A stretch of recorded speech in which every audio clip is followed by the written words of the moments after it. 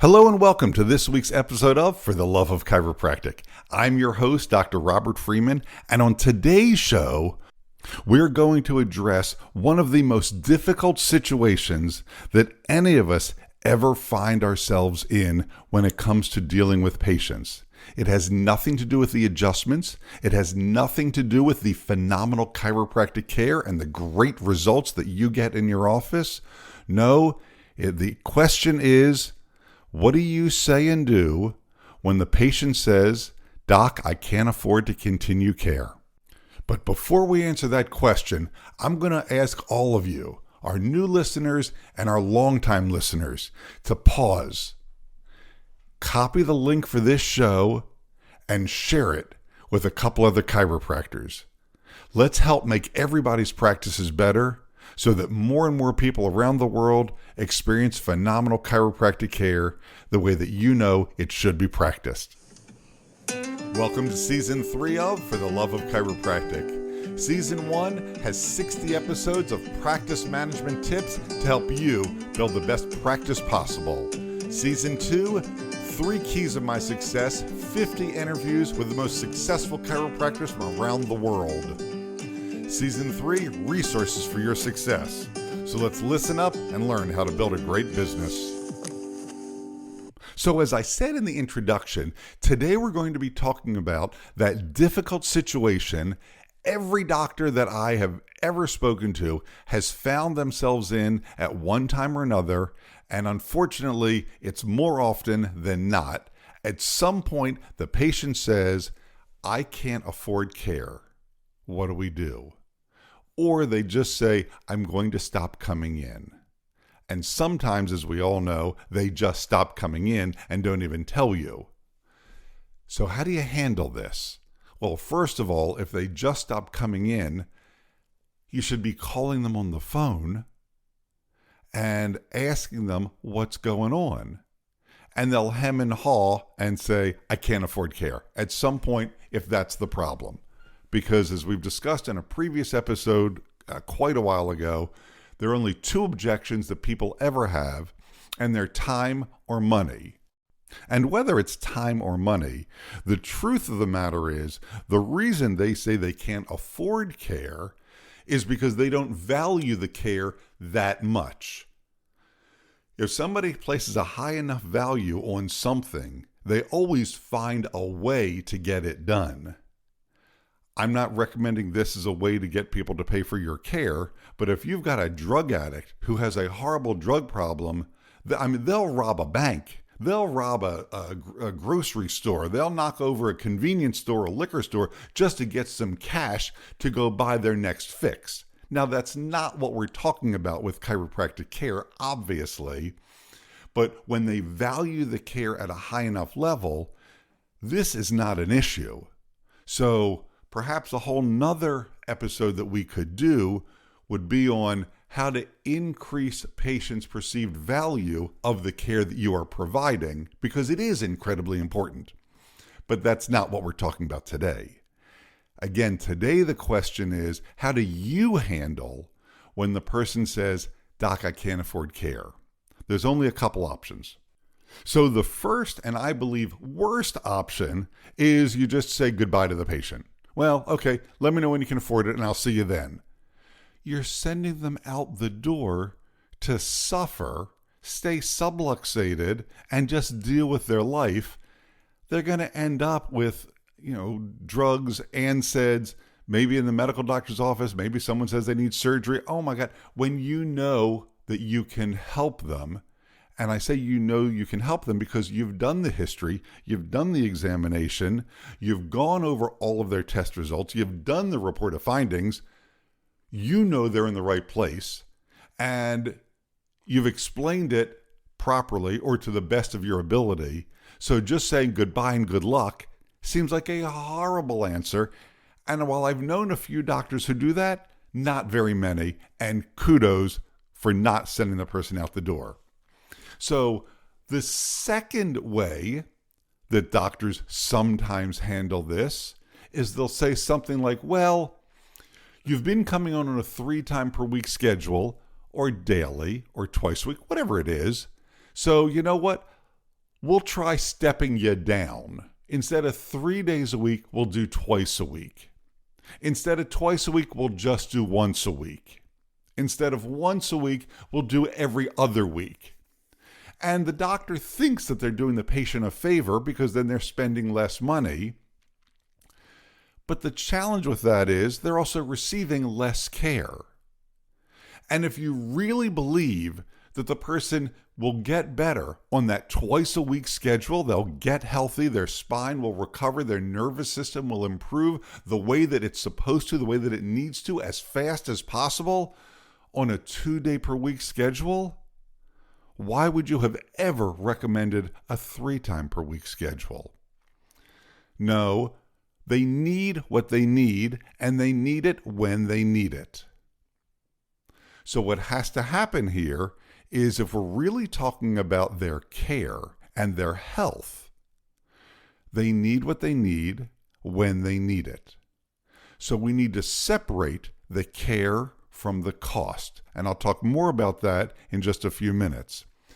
But to say you're going to step the care down because they say they can't afford it, which means they don't value it enough, really means that either you had recommended more care than they need, or you're just lying to the person and stringing them along, which I don't think many doctors do, but I think you're just doing the best you can to try and piece it together and, well, we'll see how it goes.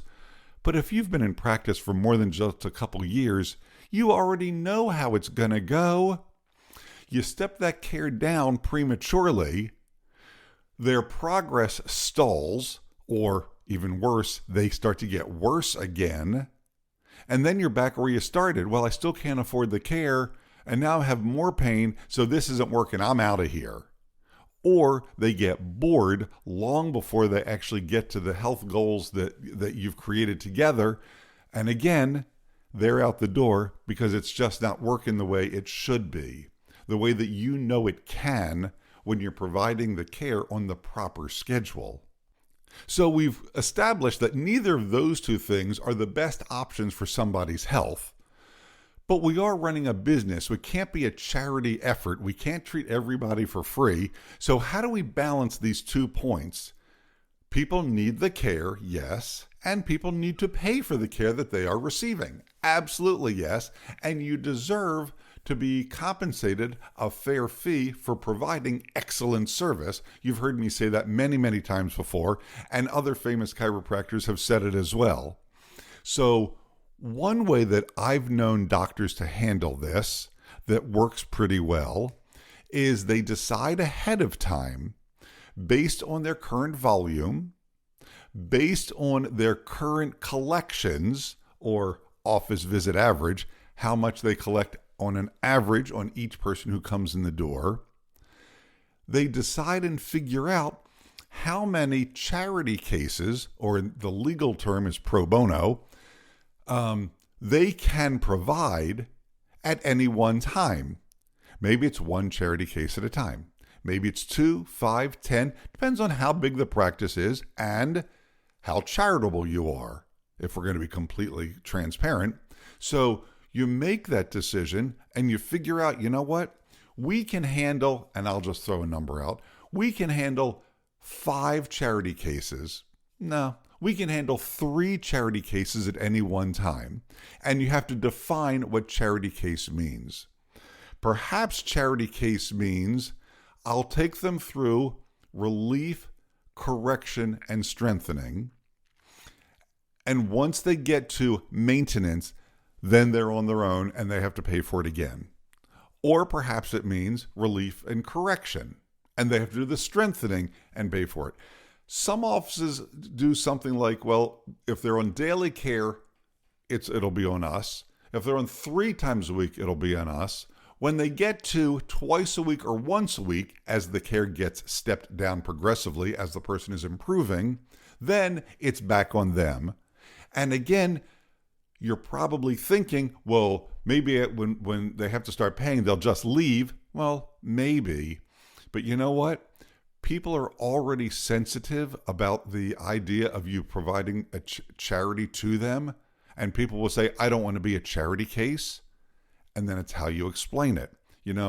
I understand. We all have times in our lives when the money just doesn't work out quite the way that we would hope that it would. Fortunately, the way the practice is set up, this is something that we can do for people in the community when they need it. And we always treat 3 people. We offer charity case to them. I'm currently only treating 2 under that category. It would be my honor and pleasure for you to be the 3rd. Well, I don't know, Doc. Well, let's make it clear. This is to get you out of pain and to get it corrected. Once you get to maintenance, it's your responsibility to continue with care to maintain your good health. Now, you're not signing a contract. It's a warm heart-to-heart conversation. I'll help you get to that point, and then it's up to you to continue getting and being better all the time. So what do I mean by getting and being better all the time? Well, that means maintenance care, frankly. That means continuing to get adjusted on a regular basis to maintain your good health, the hard work that we did together.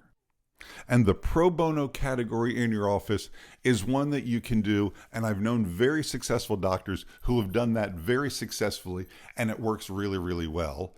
They've even said to patients, we do a certain number of pro bono charity cases on an ongoing basis, and we do carry 3 patients to help them get where they need to be. Unfortunately, currently, we're already at our limit, so I can't offer you one of those spots right now. Okay, and then negotiate what that looks like. Sometimes the patient will even say, well, when do you think you might have one of those spots if they really want your care? And because you know who those people are on your schedule, you know where they are in care, you can accurately predict it'll be next week, it'll be 2 weeks, it'll be a month from now. And often the person says, you know what, Doc, I can hang in there for 1 more month. I really don't want to go backwards. I can keep making those payments, keep paying for my care for the next month. But when that spot comes up, could you let me know? Absolutely, no problem. It's an honest communication about service and healthcare and payment. And as I said, that works really well for the offices that I know that choose to do that. But there's another system that I think works even better, that once you get the money out of the way, the person can clearly consume all of the health care that they need. They can get the adjustments that they need, the chiropractic care that they need, whatever that may encompass, and the money's handled, it's taken care of. So how do you do that? Well, you can do prepays, and I know a lot of offices that do prepays, and they do them very, very well. Basically, the structure looks like, here's how many visits I think you're going to need over the next 1 year. And whatever that number is, it's typically somewhere between 50 and 80 in a year, between relief, correction, strengthening, and then into maintenance care. That's just about what it takes. Maybe it's 35-ish visits, maybe it's 50-ish visits, but to correct the spine, that's about the number of visits it takes to do that correction.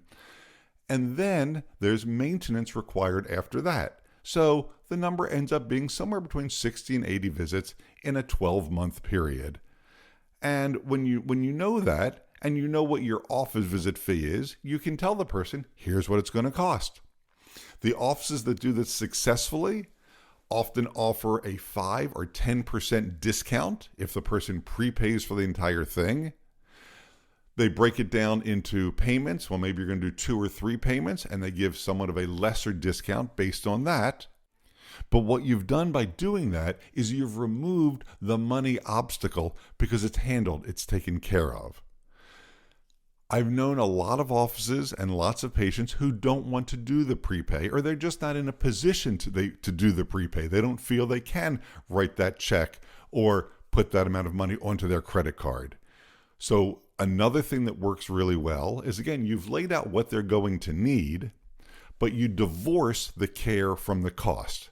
You've explained in wonderful detail with a great report of findings and crystal clear communication what their care needs to look like.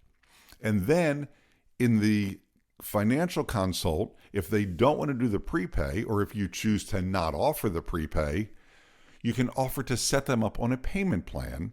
And there's two different ways to do that. There are outside companies and online calculators that you can use, and you end up paying them a percentage, them being the company. You're paying the company a percentage of that case fee, and often they pay you directly, and then the person pays that company, or you've paid a fee to that company, and again, as the money comes in, they dole it out to you, depending on state laws and things like that. And that works well. Personally, I'm a huge fan of not farming it out to one of the online companies, because I think you work hard for your money. You work hard to take care of the patients. Your staff works hard to take absolute great care of the patients. So why are you going to turn around and give 3, 5, 10% of your hard-earned money to an outside company just for taking care of the financial side of it, running, sending a statement, something like that? I prefer to see that done in-house. I know it can work well to send it out, but if you keep it in-house and set the person up on a payment plan, so here's the care that you need, terrific. You know what? Our office will accept as little as, and then that depends on the case value and your fees, our office can accept as little as $200, $300, $400 per month, billed directly onto your credit card, and you secure the account on their credit card, and it automatically gets billed. They're receiving the care they need. The credit card automatically gets dinged once or twice a month, and everybody's happy. Certainly, as they go through care, they're going to go from, and I'll use an extreme, they're going to go from daily care to 3 times per week care, and the credit card is getting dinged, and now a balance is building up, absolutely. And then they go down to twice a week care, and maybe the balance is building up less. And then they go to once a week care. Now they're paying more per month than that monthly fee they're paying, so they're starting to pay down the debt. Ideally, they have paid it all off in the span of 12 months. I have said to patients many, many, many times, I'm far more interested in you getting and being and staying healthy. Take the next year to pay for it. I don't care. The only thing I care about is your health. So what do you want to do? With that confidence and certainty and passion in my voice, because it's absolutely true. If you became a doctor to help people and help them get, stay, and be healthy, the money will take care of it. You have to take care of doing the billing and getting paid. But you know what? Your patients know and recognize that you're working hard for them. They're not going to stiff you. An incredibly small percentage won't pay their bill. And you know what? Maybe that's charity. Or when they understand that you weren't paid, they step up and pay. With over 35 years in practice, I can tell you I could count on one hand the number of patients that didn't pay their bill over all those years. I've even had patients who didn't pay and years later show back up saying, I'm so sorry, I went through, and then fill in the blank. I went through divorce. I went through cancer. I went through loss of a job. I lost my parents.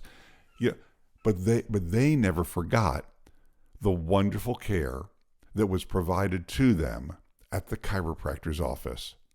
Because you care, they care. So when they say to you in the adjusting room, Doc, I can't afford care, you can ask what's going on, and typically they're very happy to tell you. Not happy about it, but they will easily share with you, well, I have this, I have that, kids in college, my mom is sick, I have a parent with dementia, whatever it may be. I understand. I think your healthcare is really important. Let's find a way to make this work for you. And they typically look at you, and then I'll say, I care more about you being healthy than you paying for it today. Take the next year to pay for it, but let's make sure you are as healthy as you need to be and can be.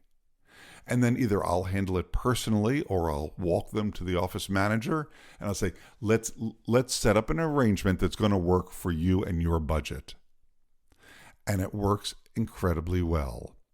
Let's dedicate ourselves to making sure that our patients, the people who have come to us looking for wonderful, phenomenal care from the chiropractor, can get it and not let money stand in the way of them receiving that phenomenal care, while the office does get paid for providing it. All right, and that's our show for today.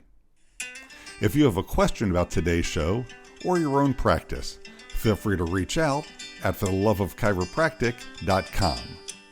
Before making changes to your practice, be sure to seek legal advice regarding those changes and regulations in your state.